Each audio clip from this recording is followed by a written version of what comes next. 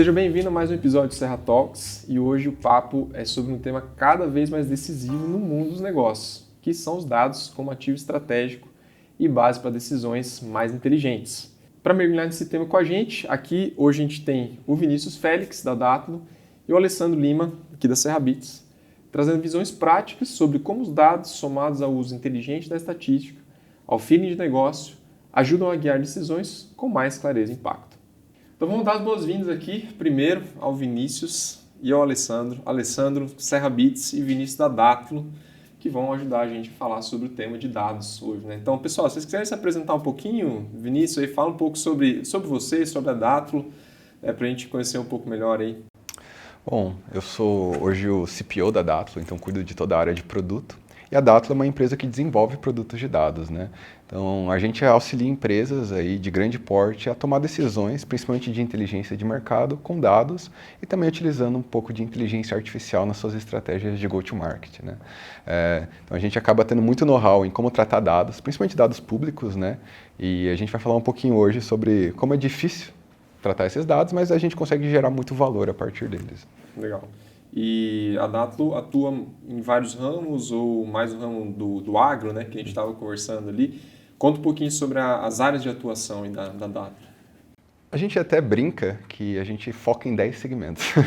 Então, a gente atua desde energia elétrica, agro, educação, né? O nosso know-how está muito em apoiar as empresas em inteligência de mercado. Os casos mais comuns, né, são a gente tem uma ênfase em inteligência geográfica, então são empresas que têm operações com alguma distinção espacial. Legal. Desde uma franqueadora que quer, às vezes tem uma meta de abrir 100 unidades num trimestre, e precisa escolher os melhores locais para fazer essa abertura, ou empresas como grandes indústrias alimentícias que precisam otimizar os seus gerentes regionais, onde está vendendo mais, onde existem áreas brancas, né, que são áreas com potencial de venda. Certo. Então a gente cruza aí hoje mais de 150 fontes de dados e leva isso para o cliente de uma forma acessível, né, para que ele consiga tomar essas decisões orientadas a dados. E o Alessandro, prata da casa, Serrabits aí, Alessandro, fala um pouquinho mais sobre você também, sobre o seu trabalho aqui dentro da Serra, né, que vem, eu posso afirmar, né, que vem sendo de grande apoio, né, mas acho que compensa você falar um pouquinho mais também sobre a interação com os outros setores, aí, só para o pessoal te conhecer melhor. Legal, prazer estar aqui, Gustavo. Então, eu trabalho aqui na Serrabits, tem 3 anos, né, no departamento de dados, departamento que está se iniciando agora, a gente está organizando ele aí, mais puxado para ciência eu comecei, né, agora eu estou como Tech Lead, e basicamente o nosso trabalho é apoiar os demais times, né, de produto, de negócio, fornecendo ali dados, informações para tomada de decisão. E também tem uma vertente de P&D bem forte, com base em IA também. Então a gente está ali pesquisa e desenvolvimento de novas tecnologias e novas ideias aí com IA. Legal. Quanto tempo você tem de Serra já? 3 anos. 3 anos. Show de bola. Pessoal, então a gente, né, vamos começar a explorar um pouco o tema dados, né? Dados, eu acho que todo mundo já sabe que são o novo petróleo, né? Frase meio buzzword aí. Mas eu acho que o grande desafio, né, é fazer gasolina e demais derivados desse petróleo, né? Porque acho que o mundo já percebeu, né, que a informação tem muito valor, né? Então, para a gente começar o papo aqui, o Vinícius, né, acho que o Vinícius pode falar um pouco sobre os estágios, né, vamos dizer assim, tem um estágio de negação dos dados até o estágio de adoção extrema dos dados, né? Vinícius, comenta para a gente, né, como que acho que também está trazendo, na sua experiência na Dátilo, né, como que você percebe assim, os níveis de adoção de dados nas empresas, né? Perfeito, Gustavo. Até voltando um pouquinho, né, eu comecei a trabalhar com dados efetivamente em 2015 como consultor para empresas, né? E na época já estava se popularizando, até acho que saiu uma notícia que cientista de dados era a profissão mais sexy do século, né? Então começou muito essa popularização e muitas empresas foram nessa onda. Então, dados é importante, contrataram muitos cientistas de dados e não deu certo, né? Porque ter dados, que nem você trouxe, é como ter um insumo, né? Você pode até vendê-los, mas o valor agregado deles é baixo, né? E o que eu entendi muito como consultor? Tem empresas que estão num estágio realmente que negam o uso de dados, principalmente em mercados que às vezes existem pessoas especializadas, que estão às vezes há décadas trabalhando naquilo, então elas têm um know-how muito forte, né? E não veem um dado como um ativo, né? Que pode ser utilizado para tomar decisões ou para gerar também valor, né? E aí, em contrapartida, a gente já tem um outro extremo, que hoje está mais comum, que são empresas que elas já são orientadas a dados, né? Então, até um termo que ficou muito popular na época era o data-driven, né? Que são justamente empresas que usam os dados para apoiar nas suas decisões. Legal. Né?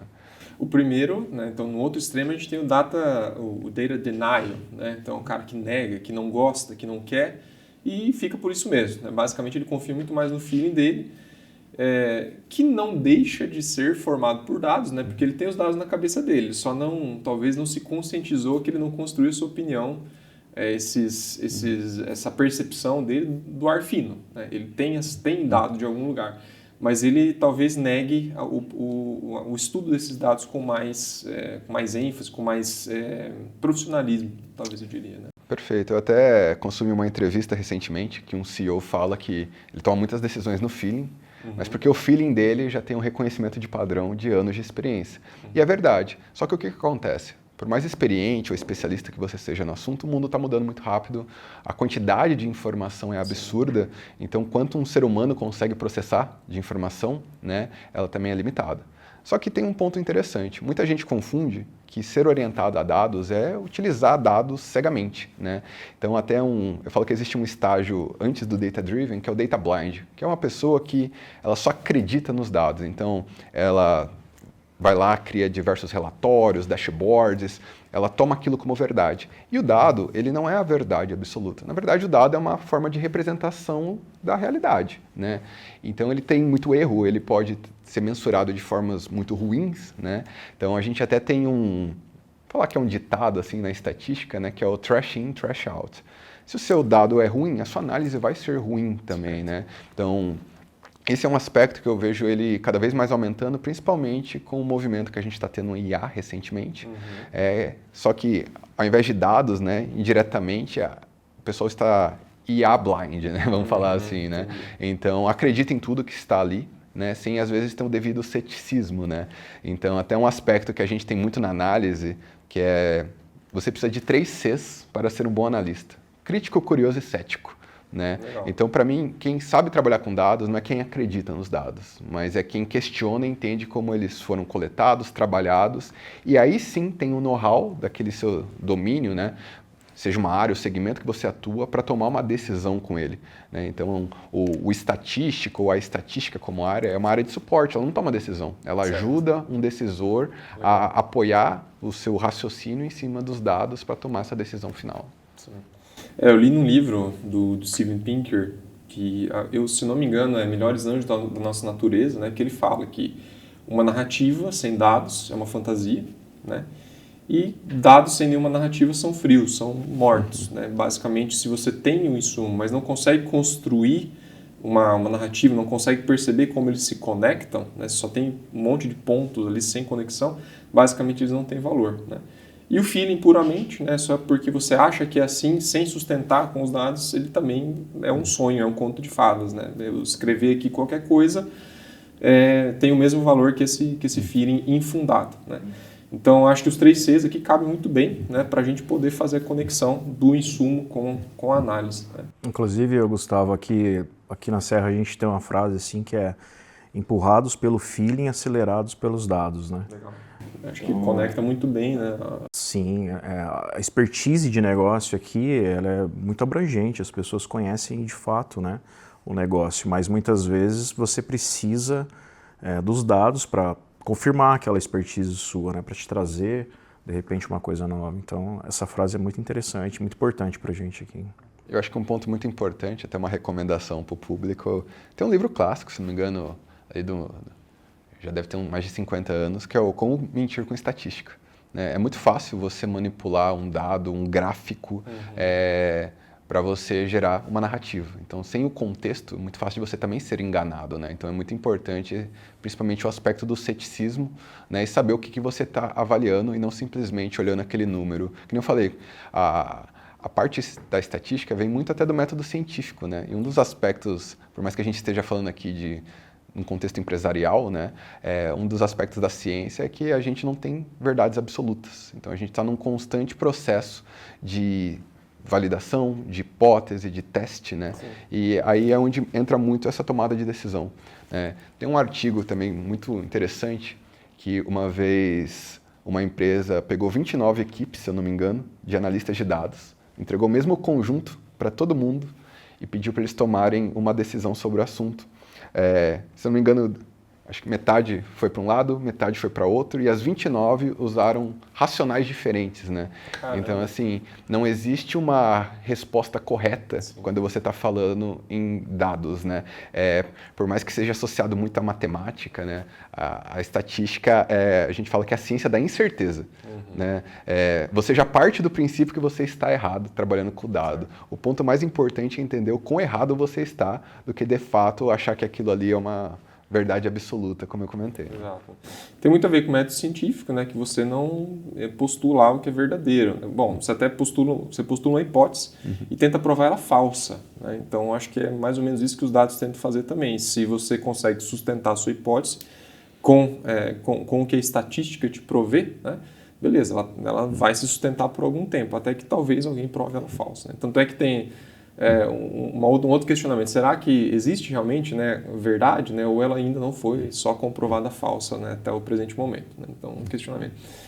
Bom, para a gente fechar, Vinícius, eu acho que você trouxe um exemplo muito bacana para a gente, né, sobre acho que é uma regressão negativa, né, que você deu o exemplo ali, que se a gente colocar uma variável, a gente vê que, na verdade, né, tudo é positivo. Você poderia citar um pouquinho melhor esse exemplo que você trouxe aí, até para a gente jogar na tela aqui, para poder ilustrar bem o que é ser data-driven, né? O que é um exemplo do feeling que se conecta com as análises? Perfeito. O que eu vou trazer aqui é um conceito, que tem um nome, parece complexo, mas não é, que é o paradoxo de Simpson, né? Que acontece quando você junta uma quantidade de dados ali. Então, vamos imaginar, por exemplo, que eu estou fazendo um benchmarking, né? Então, eu juntei dados de diferentes clientes. E eu estou olhando duas variáveis numéricas, né? Vamos imaginar que pode ser o lucro pelo coeficiente, por exemplo, em algum aspecto. Quando eu olho todo mundo junto, ele me traz, por exemplo, que eles têm uma correlação negativa, né? Só que, para uma pessoa que tem o domínio do contexto, não faz sentido ser negativo. Isso não tem um sentido lógico. É o que acontece. Ao a gente olhar indivíduo a indivíduo, ou seja, cliente a cliente, a gente vê que cada um deles, na verdade, possui uma correlação positiva. Então, se eu olho todo mundo junto, sem contexto, sem a devida implicação, eu ia tomar uma decisão errada, né? Então, esse é um dos exemplos, né, que traz muito sobre o ceticismo.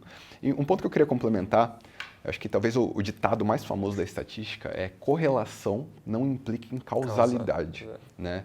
Correlations, not causation. Exatamente. E o que isso quer dizer? Correlação é simplesmente uma métrica numérica. Eu olho lá duas variáveis, se elas estão parecendo uma reta ali, eu tenho uma correlação, seja ela positiva ou negativa, e a causalidade a gente não consegue provar matematicamente, né?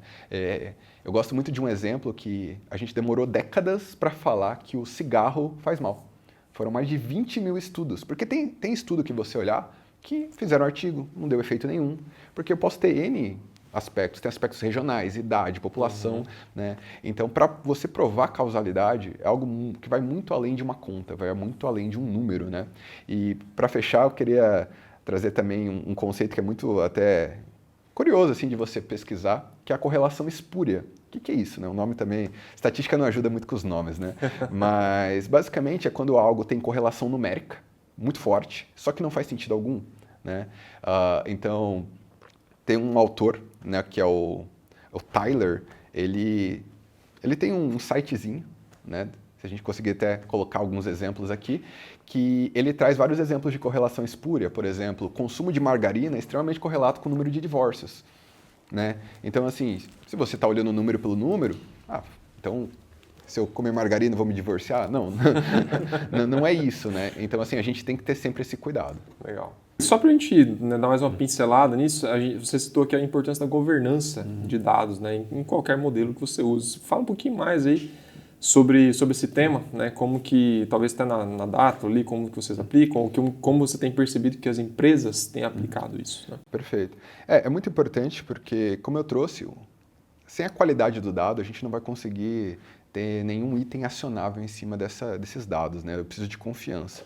E voltando no que eu comentei ali, quando teve esse boom do cientista de dados, muitas empresas quebraram a cara mesmo. Contrataram profissionais caros, porque na época era muito escasso, essa profissão ainda era muito nova. E por que quebraram a cara? Olha, você vai vir aqui, vai desenvolver um modelo, alguma coisa, e eu vou ter milhões de resultado com isso. Só que o que esses profissionais descobriram? A maioria das empresas não tinha esses dados estruturados, né? Eu tive uma experiência que eu nunca esqueço, que eu fui contratado para isso, por uma empresa, para desenvolver um modelo de churn, né, ali para o cliente. E quando ele foi me mostrar o conjunto de dados dele, eram todos arquivos mortos, né? Então, assim, tinha uma sala lá cheia de documento. Falei, olha, não tem o que eu fazer, né? Isso não está nem digitalizado, quem dirá estruturado. Então, a governança é o que... na verdade, a arquitetura de dados é o que te permite tomar essas decisões de forma rápida, né? E também de uma maneira mais segura. Porque algo muito comum nas empresas é a falta da integridade dos dados. O que é isso? Tem um caso clássico de uma empresa que eles aceleraram muito em crescimento e eles trouxeram o seguinte: para cada área que você perguntava quantos clientes tinha, você ia receber uma resposta diferente. Por quê? Cada um estava acessando um lugar, calculando de um jeito, então eles não tinham nenhuma integridade desses dados, né? E sem isso você não consegue ter dados de qualidade. Então como que a gente trabalha, por exemplo, lá na Datlo? A gente tem um time, né, que o papel dele é cuidar do que a gente chama de plataforma, né? E plataforma aqui eu não estou falando de um produto, é de toda a estrutura do dado. Então, Legal. o dado ele é tratado como um ativo mesmo. Legal. Então, eu tenho regras, descrições, eu tenho permissionamento, eu tenho quem pode ou não acessar, em que nível pode acessar, né? A gente trabalha hoje com um tipo de estrutura que um usuário, por exemplo, não técnico, ele só vai conseguir acessar já um dado processado, já calculado. Ele não vai ter que tentar fazer alguma coisa, porque senão ele pode gerar erros, né? Ou ele pode fazer de forma diferente da sua outra área e perder essa integridade, né? Então, hoje a gente tem esse time de sustentação, né, que faz todo esse preparo. Inclusive, com esse baque que as empresas tomaram justamente em tentar trazer cientistas de dados, surgiu a popularização do cargo de engenheiro de dados, que é justamente esse profissional que faz toda essa estruturação para que outras áreas fiquem empoderadas para o uso do dado pronto, né? Então, por exemplo, você é um decisor, você já tem um domínio, você não precisa ficar fazendo conta, você não precisa ficar mexendo em planilha, você tem que pegar aquele dado, usar e tomar alguma ação com ele o mais rápido possível. Exatamente. Aplicado no seu dia a dia de negócio, né? Então vamos lá, né, evoluir um pouco na conversa aqui. Falamos bastante sobre, né, os dados, como eles, os estágios, né, como que um pouco sobre governança, mas eu acho que um tema que a gente não pode deixar de tratar é BI, né, que para muita gente né, o tema dados ele se materializa dessa forma, né, como um dashboard. Tem gente que é pastelaria de dashboard também, né, que a gente brinca aqui. Mas eu acho que para a gente começar esse tema, Vinícius, o que é uma métrica? Né? Para a gente, né, começar a falar de BI, o que são métricas? Como a gente pode definir? A métrica, ela nada mais é do que um resumo da informação, né? Então, se você pega ali um conjunto de dados, uma planilha com várias colunas, várias linhas, você lendo aquela planilha, visualmente você não vai conseguir tirar nenhum insight daquilo. É algo que o nosso cérebro não é apto a fazer isso, né? Ele não consegue reconhecer esses padrões. Então, uma coisa que eu gosto de trazer é que trabalhar com dados é você estar em uma constante decisão entre ser prático e ser preciso, né? Quando você escolhe trabalhar com uma métrica, você está sendo prático, porque você vai estar resumindo muita coisa, às vezes, a um número, né? Só que ao fazer isso, você está perdendo informação, né? Então, existem momentos em que você tem que entender se vale a pena perder essa informação. Um exemplo clássico é a média. A média é a métrica mais comum, provavelmente, que todo mundo trabalha em algum nível. Ela é intuitiva, você não precisa saber a fórmula dela. Você sabe como que ela funciona de forma bem intuitiva. Só que ela é uma métrica que ela pode ser perigosa, por exemplo. Então, às vezes, eu aqui tenho 1,80 m, você tem 1,80 m. Em média, a gente tem 1,80 m, né? Eu posso ter uma pessoa ali que vai ter 2,20 m 1,20m, por exemplo, né? E outra pessoa menor, e na média elas vão ter 1,80m também, né? Ulisses diz num livro que se a sua cabeça está no forno e seus pés numa bacia de gelo, na média o seu corpo está em temperatura ambiente, né? Então é perigoso, né? Às vezes você simplificar demais, né? E perder a capacidade analítica mais fina, né?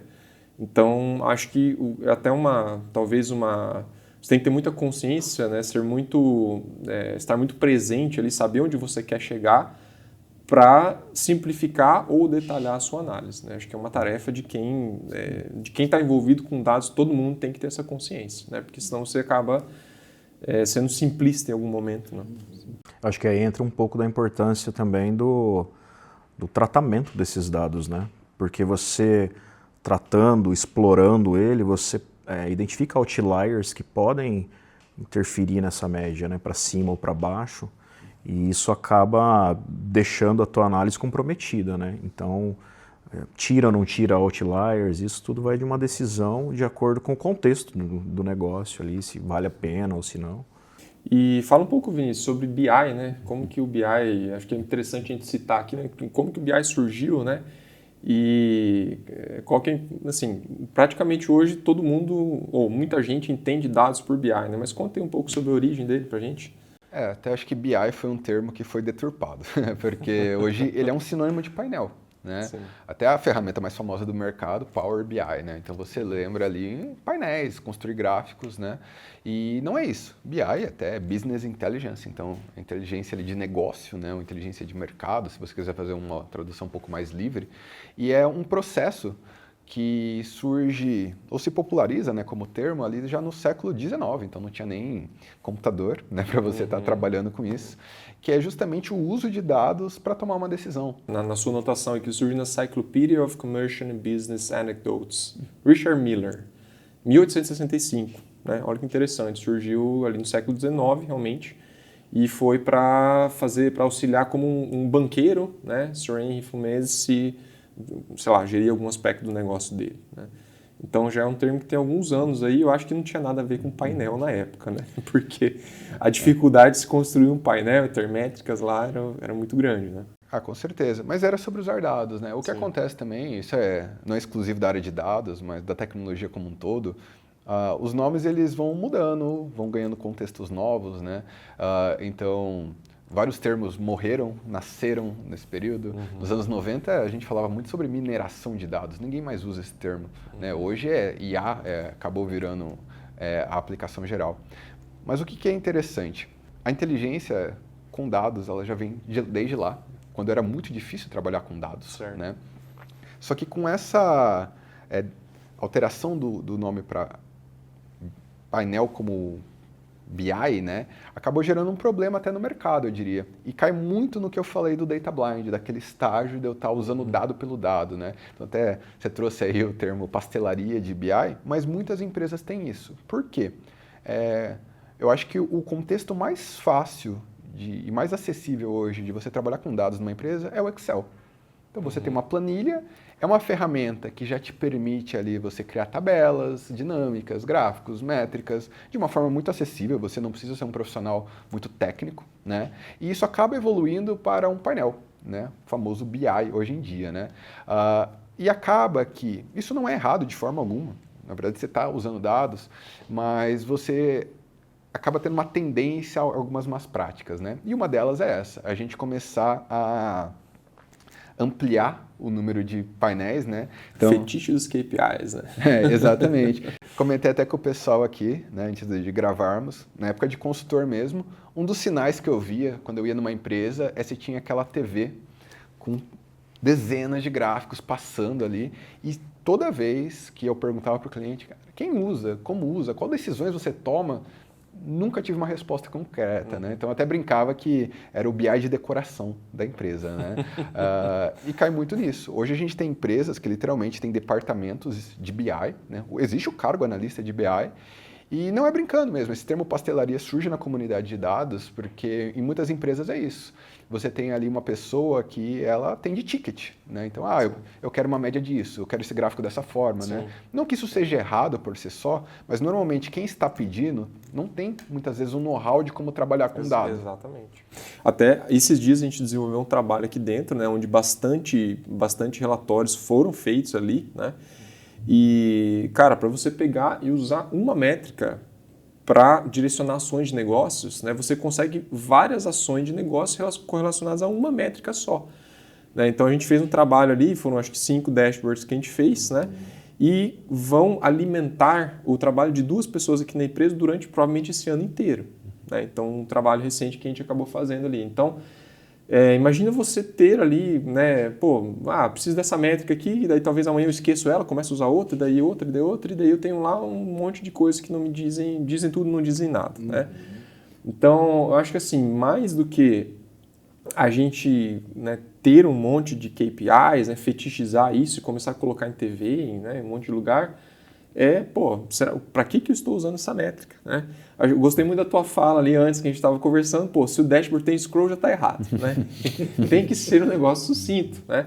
Porque muitas ações são decorrentes, né? Então, para você usar isso em negócio, né, tem muita coisa que você pode fazer ali a partir de 1, 2, 3 métricas, né? Isso, né, te gera um monte de ações, né? E esse termo pastelaria que você falou é algo que a gente está tentando tomar um certo cuidado aqui na empresa, né? Porque a gente tem um objetivo estratégico, tem todo um contexto por trás daquilo, né? Então a gente analisa se o que está sendo pedido, solicitado para o departamento de dados faz sentido, né, com as demandas no prisma estratégico, né? Então, se não cuidar disso, realmente as pessoas veem, eu quero uma média disso, uma média daquilo. Então é uma forma até da gente educar, entre aspas, as pessoas a olhar primeiro para a estratégia, para depois acionar o departamento de dados, entendeu? Exatamente. Eu acho que fruto disso também a gente teve a popularização das ferramentas self-service. Então são ferramentas, antes para você construir um painel, você precisava de um desenvolvedor praticamente ali para estar tratando esses dados. E com essas ferramentas mais acessíveis, né, isso acabou também abrindo uma porta muito grande, né? Então antes, para a comunidade de dados não me matar, né, essa questão do scroll, eu acho que ela está muito alinhada ao conceito de dashboard, que vem justamente do painel de um veículo, que ali tem um foco em quê? Não é algo para você ficar olhando, todo momento, você está dirigindo, né? Mas caso aconteça algo grave, ou você precise fazer uma visualização rápida, o mais importante está ali, né? Eu acho que um conceito que é muito mal aplicado hoje em dia é que se constroem painéis para tentar resolver tudo e acaba não resolvendo bem nada, né? Então até um aspecto muito importante é isso. Qual que é o objetivo do teu painel? Qual que é o objetivo da tua análise, né? E focar naquilo. Alguns vão exigir só métricas, outros gráficos, outros talvez nem o painel resolva também. Às vezes você precisa de um alerta proativo quando acontecer algo, e não porque ninguém tem tempo de ficar olhando um painel 24/7, né? Tem que usar com muita parcimônia, né? Não diria nem que é parcimônia a palavra, eu diria que é conexão com o negócio. Né? Então, se a gente tiver KPIs, né, dashboards, um BI, né, que seja lá uma interface para a gente consumir isso, que seja conectado a uma necessidade de negócio, né, que seja útil, né, para você realmente tomar decisões informadas, né, qualificadas no seu dia a dia. Eu gosto bastante de aplicar um framework, que ele é bem simplista, mas ele traz a ideia de como que eu posso transformar uma pergunta da minha área em algo com dados, né? Então, ele tem 4 etapas. Primeiro, qual que é a pergunta que você quer responder? Do ponto de vista do seu contexto, do seu domínio, esquece estatística, dados e tecnologia aqui, né? Então, por exemplo, fiz uma campanha de marketing. Quero saber se ela foi eficiente. Essa é a minha pergunta. E aí você transforma essa sua pergunta numa pergunta que você faça com os dados. Então, peraí, eu tenho uma métrica de sucesso para acompanhar o resultado dessa campanha? Eu tenho o antes e o depois? Então eu posso olhar uma média do antes e do depois e fazer um comparativo. Tá? Ok, então esse é o jeito que eu vou perguntar para os dados. Com isso, eu gero uma resposta com os dados. Então eu notei uma diferença do pós e pré-campanha de 20%. Né? E aí você transforma isso num resultado ali, numa resposta, ali para o negócio. Então, vamos imaginar que eu já vinha num crescimento de 10% estimado, então eu vou assumir que 10 pontos percentuais foram frutos da campanha. Pô, então essa campanha teve uma eficiência de 50% ali de 100% no aumento dos meus resultados, né? Então esse é um framework que você pode aplicar muito a qualquer contexto, né? Claro que alguns contextos vão exigir algo mais complexo, mas já é um bom ponto de partida para você se perguntar se o que você tem hoje, ou o que você pretende trabalhar com dados está fazendo sentido, né? Show de bola, bacana. E já que chegamos nesse ponto aqui da conversa, né, não poderíamos deixar de falar dela, da inteligência artificial, né? Que eu acho que está tendo, inclusive, uma linha um pouco nebulosa ali, né? Onde termina, onde que é dado, onde que é IA, né? E sei lá, é um pouco difícil até de falar como que as coisas estão se entremeando hoje no mercado, né?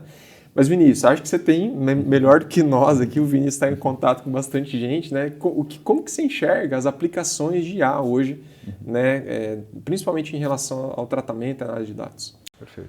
A IA, eu acho que é um bom reflexo sobre o que a gente falou sobre dados, porque a IA nada mais é do que um grande modelo, né, que é treinado numa quantidade absurda de dados, né? O termo LLM, né, são grandes modelos, né? Até assim eu brinco que eu falo que é um autocomplete com esteroides, assim, né? Então ele é um reflexo disso, tanto que para quem usou qualquer LLM, como um ChatGPT ou equivalente, há 2 anos atrás, o resultado era muito pior. Claro que houveram evoluções técnicas, mas está muito relacionado ao dado que você imputa. Né? Então, até algo que está sendo agora mais comum em algumas empresas esses modelos são generalistas. Né? Se às vezes você quiser atender um problema especialista, é melhor você criar um modelo muito menor e ele vai ser melhor que esse daí.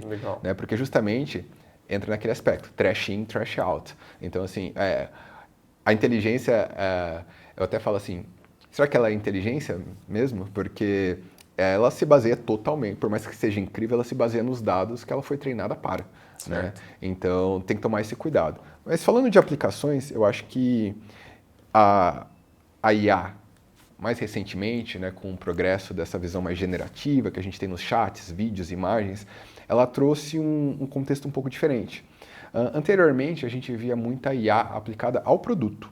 Né? Então, você tem desde sistema de recomendação, então você tem IA no seu dia a dia sem você perceber. Então você pega um celular hoje para você fazer um reconhecimento facial ou um desbloqueio ali pela sua digital, é uma IA. Se você abre um serviço de streaming, né, uma recomendação, né, que você tem ali de uma série ou de um filme, é uma IA. Né? Se você abre uma conta no banco, primeiro, se ele vai te habilitar, é uma IA, o quanto de crédito você vai receber é outra IA. Né? Então a gente já estava cercado por IA, mas era uma IA muito invisível, vamos colocar assim. Né? Com esse avanço tecnológico, a IA generativa ela ficou muito acessível. Hoje você abre o seu WhatsApp, você abre qualquer um desses provedores e você consegue acessar. Pessoas que não são técnicas conseguem acessar. E abriu uma porta que eu vejo que é o uso da IA de forma ferramental. Né? Então, um papel que a IA vem ganhando, e vou passar a bola para vocês, que eu sei que vocês estão usando isso muito bem, é você usar a IA como a sua ferramenta de análise de dados. Porque ela te habilita, primeiro, lembra que eu falei que no meu framework você começa sempre com a pergunta do negócio. E o que acontece? Por que muitas empresas também às vezes não usam dados? Não é nem porque elas negam os dados, às vezes elas não têm braço para fazer isso. Então às vezes você domina o seu mercado, mas você não tem dinheiro ou uma equipe de dados para processar aquele dado, fazer uma análise. Hoje, se você é um especialista, você pode subir seus dados numa IA e ela vai te gerar insights para você tomar uma decisão. Então, até o papel de analista de dados, né, pelo menos no nível básico, ele está sendo um pouco ameaçado nesse sentido, né, porque você consegue gerar esses insights. Né? E acho que a gente tem alguns cases bacanas aqui, né, temos alguns cases legais. Mas só voltando um pouquinho, eu achei interessante a tua fala sobre trash in, trash out, né?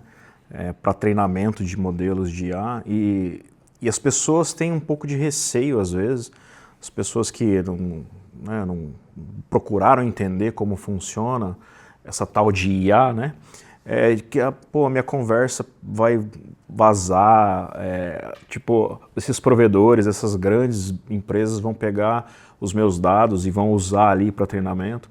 Só que assim, isso não é uma coisa tão possível assim, porque eles gastam bilhões para treinar uma IA generativa hoje, né? Google, Meta. Então eles não vão pegar a tua conversa que você está tendo com a IA ali. Pô, você está pedindo uma receita de bolo, você está pedindo alguma coisa, pode ficar tranquilo, eles não vão alimentar a IA com isso, porque isso é trash para eles, né? Então se você alimenta com lixo, ela vai ser treinada com lixo e vai piorar. E o que essas grandes empresas estão buscando hoje é a melhora, né? Você falou que há 2 anos atrás o resultado era pior, né? Então, assim, eles estão evoluindo justamente por conta da qualidade de dados, que é o mais importante, né? Então, uma curiosidade, eu participei do beta do ChatGPT. É? 2022, eu acho, do Sim, GPT-3. Deve ser começo de 2022, né? Cheguei no GPT-3 e, por exemplo, português era horrível, né? Eu não conseguia conversar com ela em português, as traduções eram muito ruins, não se compara ao que é hoje, né? O avanço foi muito rápido, isso também eu acho que é algo que a gente nunca tinha visto antes em tecnologia, né? Tanto é que, se você lembrar ali em 2023, quando o GPT já ficou mais popular, só tinha ele no mercado, né? Deu 6 meses, já tinha ali, claro, eu estou falando de popularização, né? Mas já tinha um cloud, hoje você tem, hoje é uma das dificuldades é escolher qual, né? Você tem tantos provedores, né? Mas o ponto que o Alessandro trouxe eu acho que é bem interessante, porque existe um aspecto, sim, principalmente para grandes empresas, né, sobre compartilhamento de informação sensível, né? Então, acho que se tem uma recomendação que eu posso fazer, primeiro, hoje tem muita empresa de IA, né? Veja com quem você está trabalhando, né? Esses grandes provedores, etc., acho que você não precisa se preocupar, mas até uma recomendação, né? Eu trabalhei já muito com o aspecto de privacidade, de segurança e LGPD. Leia os termos, né? Isso é muito importante, porque tem muitas empresas que elas consomem sim seus dados, né? Então acho que a gente teve um caso bem emblemático o ano passado da Adobe, né? Se você lesse o termo, se não me engano, do Photoshop, ele fala, olha, vou usar seus dados para treinar minhas IA, você aceita? Né? Então, assim, toma esse cuidado, né, de sempre estar lendo e estar ambientado. E se você é uma grande empresa, ou você é uma empresa que tem dados sensíveis, você está preocupado com governança, né? Exato. Então acho que aí você tem que ter um outro olhar. O uso indiscriminado da IA talvez possa ser prejudicial para você. Um exemplo principalmente no que tange a análise dos seus próprios dados, né? Se eles são sensíveis, etc. Um exemplo bem simples, né, que estava conversando com um conhecido meu. Olha, aqui na nossa empresa, a gente tem contrato com os nossos clientes. A gente não pode compartilhar os dados deles com nenhum terceiro, né? Independente se vão usar ou não, quando você está colocando ele num sistema terceiro, né, existe um nível de preocupação, né? Então, o time de governança teve que entender. Tá, eu posso colocar ele num chat qualquer, né? Então, por exemplo, lá, eles criaram todo um aparato de governança.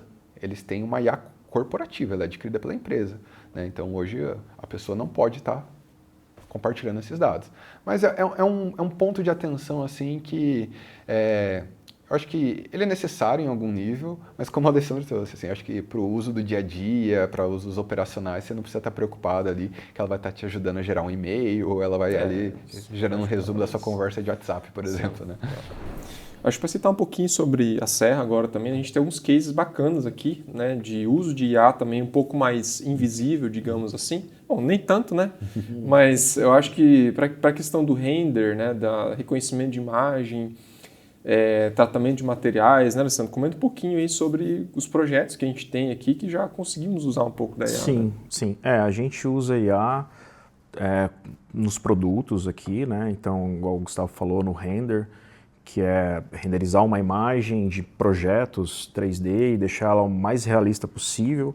E assim, o nosso foco é sempre no valor que a ferramenta, a IA como ferramenta, vai gerar para o nosso cliente ou para os nossos colaboradores em algum processo interno, né? IA como ferramenta também, né? Então o render é um case bastante interessante aqui dentro, de sucesso. Gera valor para o marceneiro, gera valor para o cliente do marceneiro, né? Que está vendo... Agilizando o processo de venda, Agilizando. né? E eu acho que assim, o mais bacana disso é a gente disponibilizar uma ferramenta que custaria caro, não só em termos de assinatura, mas também a máquina que ele teria, né, para processar uma imagem de Exatamente. qualidade, né, teria que ser uma máquina mais cara também. Né? Então ele está economizando de dois lados, vamos pensar assim. Né? Exatamente. Outro case bacana, acho que é de reconhecimento de imagem para digitalização de listas de peças, né? Que é algo que envolveu bastante. Foi um projeto, acho que bastante desafiador aqui, né? E que é muito core do nosso negócio. Né? Outro case de sucesso também relacionado ao produto, né? Se tornou uma feature dentro do nosso produto, Corte Cloud. Foi o Cândido, né? Nosso vendedor aí do comercial, que percebeu isso nos vendedores. Eles estavam perdendo muito tempo digitando listas de peças de marceneiros, né? Então o marceneiro escrevia lá num papel a lista de peças e levava na central de serviços e o vendedor ficava digitando ali e gastava um tempo. Então o Cândido percebeu isso e trouxe a ideia para dentro. Por que a gente não, que esse avanço da IA, a gente não coloca ela para ler essa lista e a gente automatiza, né? E otimiza esse processo também, né? Foi bem desafiador e hoje é um case de sucesso nosso aqui também. Legal. Bom, pessoal, acho que falamos um pouco sobre IA como ferramenta, como uso no produto também, como produto, né? Mas tem um outro aspecto que eu acho que vale a pena a gente comentar também, que é IA como cultura, né? Então tem muita gente que ainda, né, como o uso de dados, né, também acho que daria para a gente meio que classificar no mesmo espectro ali, AI denial, né, até o AI driven ou AI, né, o AI blind lá que acredita em tudo que a IA fala, né? Mas aí, Vinícius, como que você percebe isso também, né, hoje na adoção das empresas? Eu acho que é algo muito importante para falar assim que IA já deixou de ser hype há muito tempo. Não tem volta. Ela só está aumentando o número de aplicações, o poder do que ela consegue fazer. Então, não consigo imaginar hoje um profissional, uma área, um segmento que não consiga aplicar IA. Né? E isso entra muito no que eu falei. A IA virou uma ferramenta, né? Uma ferramenta do dia a dia. O que a gente tem, inclusive, lá na Datlo? A gente entendeu que, olha, é algo que tem que fazer parte da nossa rotina. Então, a área de produto que eu cuido, a gente tem diretrizes, né? Que seriam como se fossem os valores ali da área, e uma delas é o AI First. O que isso significa? A gente provoca as pessoas a se fazerem duas perguntas. Primeiro, está fazendo algo repetitivo? Por que não IA? Legal. Se está fazendo algo trabalhoso? Por que não IA? Né? Então, a gente enxerga muito a IA como um atalho. Né? E ela consegue apoiar muito nesses dois contextos. E muitas vezes também a repetição, a gente até começou a perceber, olhando sobre essa ótica de IA, que tinham vários problemas que a gente conseguia resolver sem IA, né? Com automações e etc. Né? Mas que a gente não olhava com esse olhar mesmo de estar sendo mais eficiente, de estar sendo automatizado.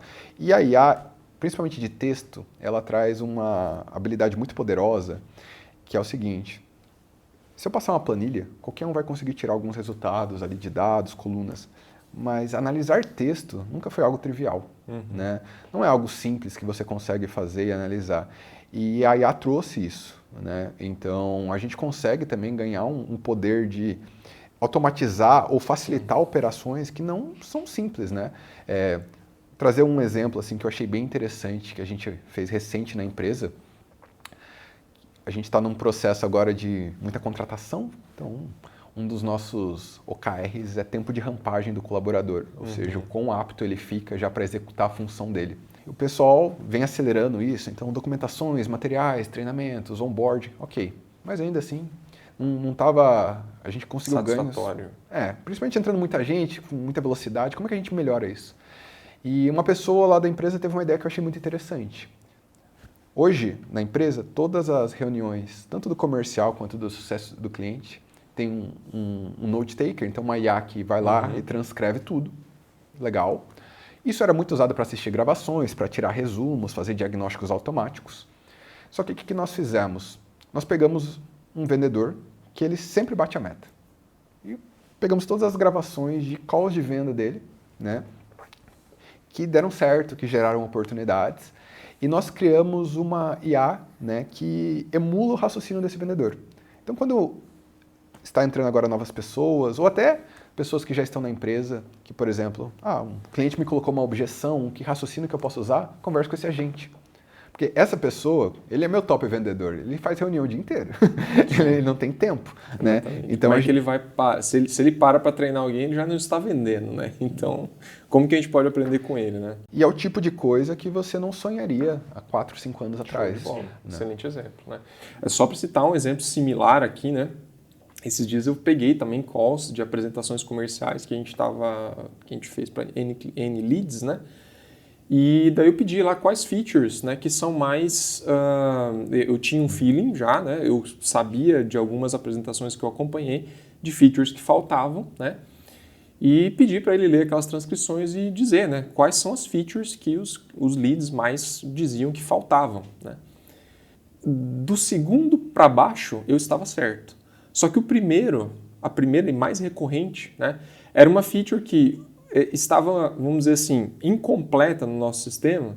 Então, é que o usuário, né, só para citar em termos, né, de Serra Bits aqui, o usuário queria que viesse a usinagem junto de uma importação, né, e a gente não tem isso, né.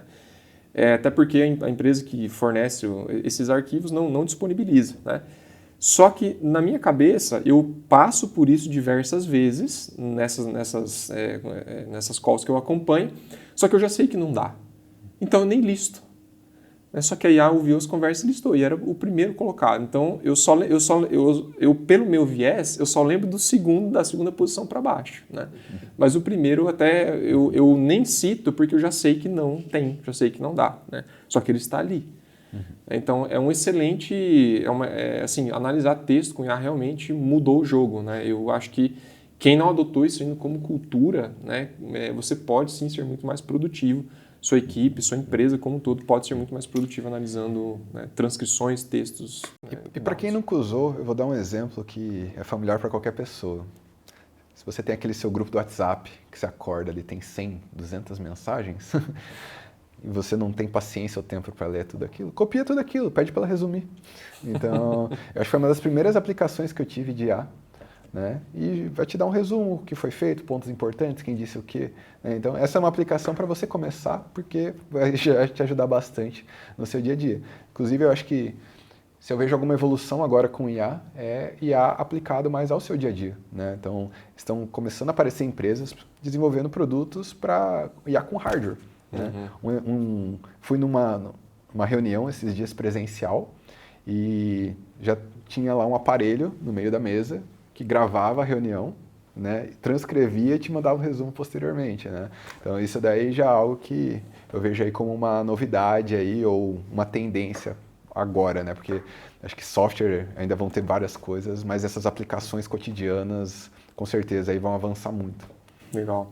Eu acho que sim, as pessoas podem, né, usar muito. Eu, por exemplo, né, no meu dia a dia, planejamento de viagem, teste de aptidão com a minha filha, né, eu não sei fazer testes do que você, né, eu sei fazer uma pergunta do que você gosta, mas direcionar ela para escolher um curso de faculdade, não sei, e aí ajuda, né. Ensinar um idioma para as minhas filhas também, né, tem um livro com uma linguagem muito complexa, eu peço para ela resumir e ela consegue tornar uma linguagem acessível para a criança ler, né. Então, são N aplicações, né, eu acho que tanto no nosso dia a dia quanto na empresa, né, a gente transformar IA como cultura, AI first, né, eu acho que tem muitos ganhos aí. Tem que tomar cuidado com AI blind, né, mas não usar IA, eu acho que é uma... Assim, a gente não seremos substituídos pela IA, mas por humanos que usam IA, provavelmente, né, quem não usa vai ser substituído sim. Bom, Vinícius, Alessandro, agradeço muito aqui. Eu queria, né, falar para vocês se tem alguma dica de literatura ainda que vocês queiram deixar, né, que seja interessante aqui para quem está nos assistindo, se familiarizar um pouco mais com dados, com todo esse contexto aí.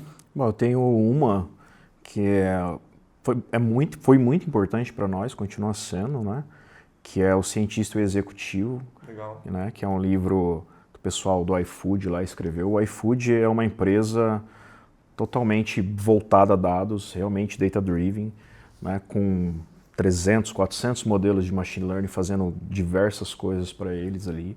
Eles usam IA generativa, eles usam IA para prever, né, classificar. Então, Foi uma literatura que fez muito sentido para a gente aqui como empresa. Inclusive foi debatido, a gente criou uma reuniãozinha, tipo um clube do livro, para falar especificamente sobre ele, né? Legal. Então eu acho que a literatura para, às vezes, até se apaixonar por essa coisa de dados e IA, o cientista executivo traz muito valor, assim. Vinícius, tem alguma dica que você queira deixar? Pode ser um artigo, pode ser um blog, pode ser um livro. O que você acha? Talvez até para quem está começando, né? Começar a se familiarizar. Trouxe uma dica, assim, que ela não é tão moderna, no sentido que não consumi materiais tão recentes, mas é um autor que eu consumi muito no começo da minha carreira. Talvez a pronúncia esteja um pouco errada, mas é DJ Patil. Foi uma das pessoas responsáveis por popularizar o termo cientista de dados. Legal. Né? Ele tem vários e-books bem pequenos e gratuitos, né? Um dos meus favoritos chama Data Jiu-Jitsu, né? E ele trabalhou em grandes empresas, né? Mas talvez ele ficou muito popular na época. Eu não me recordo do cargo exato dele, mas ele operava no aspecto de dados do governo Obama nos Estados Unidos, né? E ele é um autor que ele traz uma visão mais, não diria filosófica, mas muito conceitual sobre o assunto. Então não é um autor técnico, mas eu acho que ele traz muito sobre esse entendimento mesmo de como dados podem ser aplicados, né, as implicações de dados, esses aspectos de governança, estrutura. E é uma leitura bem leve, né, e também um material bem curto também. A gente está falando ali de talvez 20, 40 páginas. E, né, quem quiser se aprofundar, né, ficam aí as recomendações. Pessoal, agradeço muito vocês pelo bate-papo. Né? Acho que, né, não conseguimos nos detalhar aqui em temas, mas acho que é muito produtivo para quem quer se contextualizar. Né? Então, muito obrigado aí pela participação e a gente se vê aí no próximo Serra Talks.